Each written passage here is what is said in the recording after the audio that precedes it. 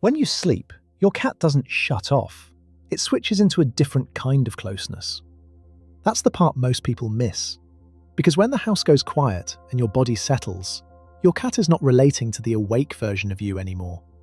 It's reading a slower version, a stiller version, a version that breathes differently, moves differently, and gives off fewer signals, but somehow becomes even easier to track.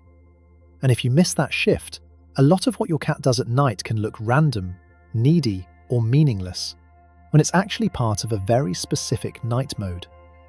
If you read that mode wrong, you can spend years living with a cat and still miss some of the clearest signs of how it actually feels around you.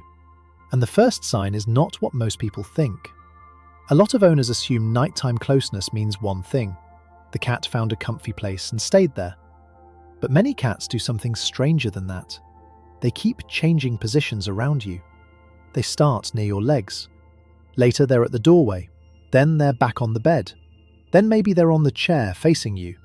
Then, just before morning, they're close again. From the human side, that can look inconsistent, like your cat can't decide what it wants. But from the cat's side, that pattern may be extremely coherent. At night, your cat is often balancing two priorities at the same time. One is you. The other is the room. That's why a cat may sleep at the foot of the bed for a while, get up and sit by the bedroom door, listen, then come back and settle again. It doesn't automatically mean the cat was disturbed, bored, or suddenly less attached. It can mean the cat is keeping you inside its map while also keeping the room inside its awareness. That's a very different interpretation. And once you start seeing the sequence instead of only the position, nighttime behavior stops looking random fast. If your cat goes near you, away from you, then back again, don't read each move in isolation. Read the route, because your cat may not be choosing between you and the room. It may be managing both. And once you notice that, another pattern starts to make sense.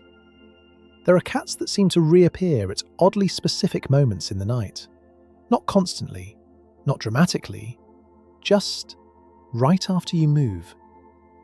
You roll over, and a minute later your cat is back on the bed. Your arm slips out from under the blanket, and now the cat is near your wrist. You take one deep breath, settle more heavily into the mattress, and the cat that was across the room suddenly comes closer again. That kind of timing is easy to shrug off, but it matters. Cats are deeply tuned to pattern changes, and sleep is full of those changes. Your breathing shifts, your muscles release, your body goes from restless to still, then later it changes again. To your cat, those are not tiny details, they're updates. So when your cat returns right after you move, that may not be the movement interrupting the cat's night behavior. It may be the movement triggering the cat to reread you. That makes a lot of those nighttime returns feel different. Less like coincidence, more like recalibration. And this is where owners often miss how closely a cat may still be tracking them even while they're asleep. Because we tend to think, I was unconscious, nothing was happening between us. But for the cat, something may absolutely have been happening. You changed state, and the cat responded. Now here's where night mode gets even more intimate. A cat is not only reading your movement, it may also be reading your scent map. That matters because humans tend to think in visual terms. We picture the cat choosing a place because it looks cozy, open, hidden, high, or soft. But night behavior can make more sense when you stop asking, what spot looks best, and start asking, what part of me is strongest here? That's why a cat may choose a fold in the blanket near your legs, or the place your hand was resting, or the side of the bed you just got out of in the morning, or the area near your knees instead of right next to your face. Not because the cat is making a symbolic statement, because those spots carry familiarity. They hold a concentrated version of your presence. And that can matter a lot in a quiet environment where the cat is orienting itself through subtle information. Sometimes owners assume the cat is simply chasing warmth. Sometimes that's true, but sometimes the better question is whether the cat is choosing the most U-shaped part of the bed. That's a different kind of closeness. Less dramatic, more embedded. If you've ever noticed your cat settle into your spot right after you get up, or curl against the blanket ridge where your body was, don't reduce that too quickly to habit. Habit may be part of it, but familiarity, scent, and regulation may be part of it too. And that changes the emotional weight of the scene. Because the quietest signs are not always the closest ones. A lot of people think nighttime affection should look obvious, on your chest, on your pillow, pressed right against your side. But cats often show trust through calibrated distance. A cat sleeping near your feet may be deeply at ease.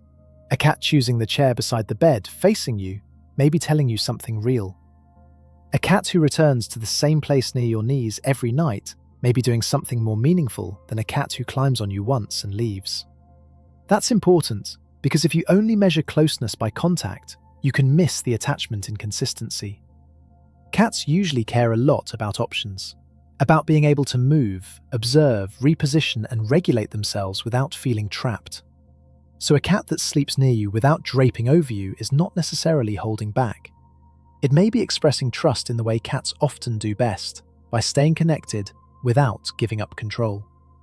That's why one of the most revealing questions is not, does my cat sleep on me? It's, where does my cat choose to sleep in relation to me, over and over? That repeated choice can say a lot, more than one dramatic moment ever could.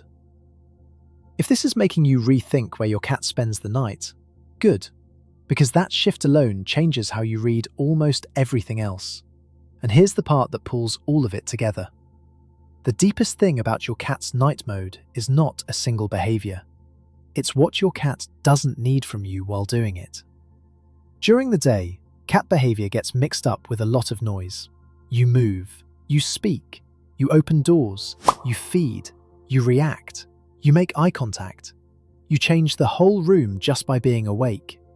At night, much of that drops away. So if your cat still orbits you, returns after checking the room, settles into your scent, or chooses a familiar distance nearby when there is no food coming, no petting happening, no praise, no response at all, that means something. It doesn't mean every cat is doing the exact same thing for the exact same reason, but it does mean nighttime can reveal a version of your relationship that is harder to see during the day. A quieter one, a less performative one, a version built out of position, return, timing, and chosen nearness. That may be why some of the most meaningful things your cat does happen while you're not watching. Not because they're meant to be mysterious, but because this is the hour when your cat can arrange itself around you in the most natural way. So tomorrow morning, ask a better question. Not just, did my cat sleep with me? Ask, how did my cat arrange itself around me? Did it stay at your feet? Did it move to the doorway and come back? Did it return after you rolled over? Did it choose the same zone near your body again? Those details are small, but they add up. And once they start adding up, your cat's night behavior no longer feels like a handful of odd little habits. It starts to look like a pattern where your sleeping body is still important, a pattern where your presence still anchors the room, a pattern where your cat may be doing something much more intimate than asking for attention. It may be keeping you inside its safe world. If you've noticed your cat has one oddly specific place it always chooses at night, pay attention to that tonight. That one detail can tell you a lot. And in the next video, I want to look at something even stranger. Why some cats come close, make contact, and then suddenly walk away like it meant nothing.